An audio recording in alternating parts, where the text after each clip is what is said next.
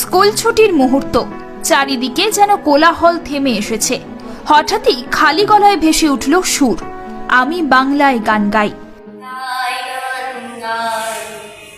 আমি বাংলায় গান গাই, আমি আমায় আমি চিরুনি এই বাংলায় যে পাই।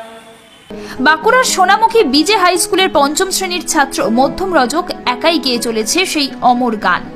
কোনো বাদ্যযন্ত্র নয়, মাইক্রোফোনও নয়, শুধু তার সরল অথচ স্পষ্ট কণ্ঠস্বর। মুহূর্তে থমকে দাঁড়ালেন শিক্ষক থেকে সহপাঠীরা।